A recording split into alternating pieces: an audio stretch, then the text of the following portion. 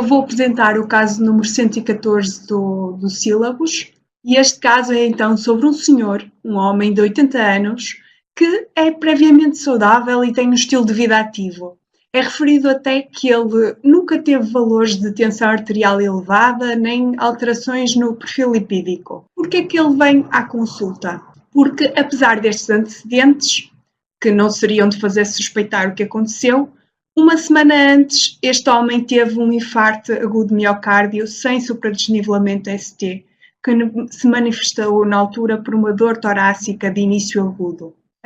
Perante isto, foi então submetido a um cateterismo com colocação de um stent revestido por fármaco na artéria descendente anterior e no primeiro ramo marginal obtuso da artéria circunflexa. Durante o internamento foi-lhe ainda diagnosticada uma fibrilação auricular. Perante esta história, tiveram de lhe iniciar várias medicações. Então, o doente teve alta medicado com dupla antiagregação, aspirina e clopidogrel. Dada a FA, ficou hipocoagulado e a escolha foi a varfarina. Ficou ainda com metoprolol, lisinopril e atorvastatina. Então, na presente consulta de follow-up, o senhor faz-nos assim uma pergunta que era a seguinte. Ele dizia-nos: senhor doutor, vi uma reportagem há dias na televisão que dizia que essa medicação para o colesterol faz muito mal, e até apareceu um colega seu a falar. Além disso, eu, como tive sempre o colesterol normal e não como gorduras, não percebia muito bem porque é que tinha de tomar aquilo. O senhor doutor não acha que eu podia parar com esse comprimido? E esta é uma pergunta que nós temos ouvido muitas vezes e, posto isto, qual seria, e aqui avanço com a questão para os colegas, qual seria a resposta mais adequada? Deveríamos reavaliar o LDL e, se fosse inferior a 70, descontinuar a estatina? Deveríamos manter a estatina por 3 meses e depois disso reavaliar o perfil lipídico, que poderia estar falsamente alterado no período imediatamente após o infarto? Deveríamos afirmar e reforçar que deveria manter a estatina, ou poderíamos descontinuar a estatina e iniciar a niacina? Estou a ver aqui no chat que a maioria dos colegas optam pela resposta C, e que é obviamente a resposta correta. Então, após um infarto agudo de miocárdio sem supra, quais são os procedimentos que devem ser feitos no sentido de manter uma prevenção secundária? Segundo as guidelines, quer da Sociedade Europeia, quer da Sociedade Americana, são importantes alterações de estilo de vida, cessação tabágica, exercício, uma dieta saudável, que neste homem, daquilo que percebemos da sua história anterior e por ser até aos 80 anos um homem saudável, o estilo de vida não deveria haver assim muitos fatores a mudar, mas era algo que devíamos explorar. Devemos iniciar ou continuar uma estatina de alta intensidade tão cedo quanto possível e manter a terapêutica ao longo do prazo, independente dos valores iniciais de LDL. Depois é feita uma adenda que, vendo caso a caso, podemos optar em doentes idosos ou com alguma fragilidade em não iniciar com a estatina de alta intensidade, mas sim com doses menores e ir reavaliando, mas a recomendação geral é esta. É ainda recomendado que se inicie um IECA se a função ventricular do ventrículo esquerdo for inferior a 40%, houver história de hipertensão, diabetes, doença renal crónica estável, sendo que os americanos dizem que é razoável manter o IECA em todos os doentes com doença cardíaca ou outra doença vascular, e não só nestes que foram anteriormente citados.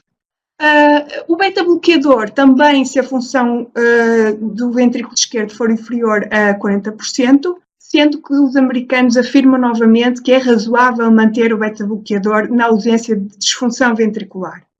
É ainda dito que após revascularização deve ser mantida a dupla antiagregação durante pelo menos 12 meses, mantendo posteriormente a aspirina a longo prazo, em mini dose.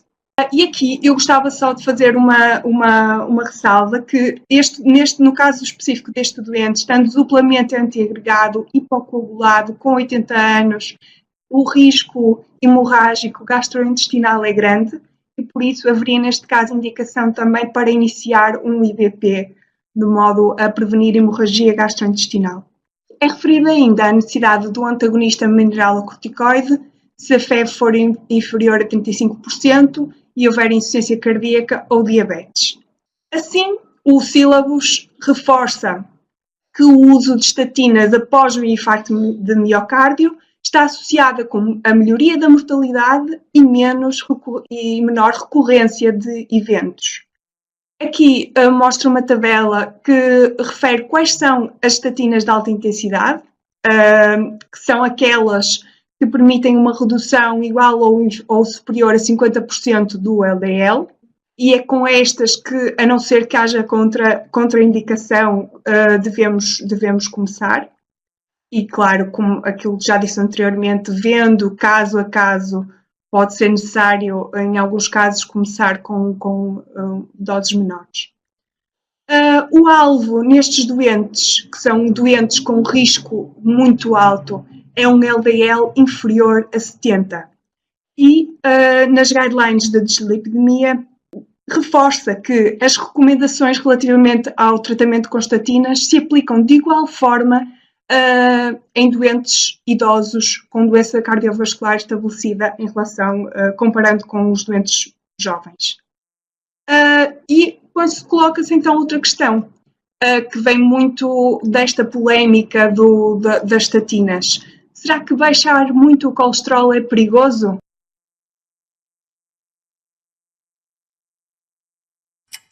Agora, isso.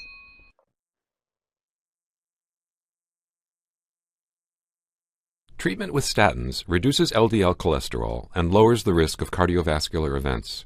The IMPROVE IT trial was designed to see whether the addition of ezetimibe, a drug that decreases intestinal cholesterol absorption, reduces cardiovascular events even more. 18,000 patients hospitalized after an acute coronary syndrome were included in the trial. Participants were randomized to either simvastatin plus ezetimibe or to simvastatin plus placebo. At the start of the trial, mean LDL levels in both groups were 94 milligrams per deciliter. During the study, the median time-weighted average LDL was 70 in the simvastatin placebo group and 53 in the simvastatin ezetimibe arm. The primary efficacy endpoint was the time to death from cardiovascular disease, major coronary event, or non-fatal stroke. At 7 years, Kaplan-Meier event rates for the primary endpoint were 32.7% for simvastatin plus ezetimibe and 34.7% for simvastatin plus placebo, a statistically significant 2% absolute risk reduction. Approximately 50 people would need to be treated for 7 years to prevent one event. No differences were observed in cardiovascular or all-cause mortality, and there were no significant differences in the pre-specified safety endpoints. In this trial, then, ezetimibe provided incremental LDL lowering when added to statin therapy and modestly improved cardiovascular outcomes. Full trial results are available at any. Como podemos ver neste vídeo, os doentes que foram tratados com a associação tiveram melhores resultados em termos quer de LDL, diminuíram mais o LDL e diminuíram também o número de eventos. E depois é reforçado num outro artigo do New England que não é propriamente um efeito do ezetimibe como fármaco, mas sim da diminuição adicional do LDL. O que pode ser obtido, por exemplo, ao passar de uma estatina de intensidade moderada para uma de alta intensidade. Assim, isto vem sugerir que realmente vemos neste estudo que não há nenhum aumento adicional da mortalidade com diminuição do LDL abaixo dos 70, o que vem sugerir que quanto menos melhor, ter um bocadinho esta ideia. Também nos diz que a associação de níveis de colesterol muito baixos com mortalidade aumentada pode ser falsa, porque muitas vezes este aumento de mortalidade foi objetivada em doentes que tinham outras doenças crónicas graves, que tinham cancro concomitante, e por isso provavelmente este aumento de mortalidade é atribuído a essas outras doenças e não aos níveis baixos de colesterol. Por isso não há assim nenhum nível mínimo de colesterol a partir do qual não há benefício. Por isso, nós assim podemos ver que em prevenção secundária é quase inquestionável o benefício das estatinas. Mas relativamente à prevenção primária, isto coloca-nos um pouco mais de questões. Eu coloquei aqui esta tabela não para ser seguida de forma rígida, mas para dar a ideia de que o medicar ou não deve ser uma decisão que deve ser tomada a partir do nível de risco do doente, que deve ser calculado de forma individual, mas podemos usar esta tabela como uma referência, substituindo este score por o nosso cálculo individual do risco para o doente. Sendo que a idade por si só, como já vimos na apresentação do professor Ovídio, já é um fator de risco importante. Quer dar um exemplo de como é que raciocinaria num indivíduo, o colesterol?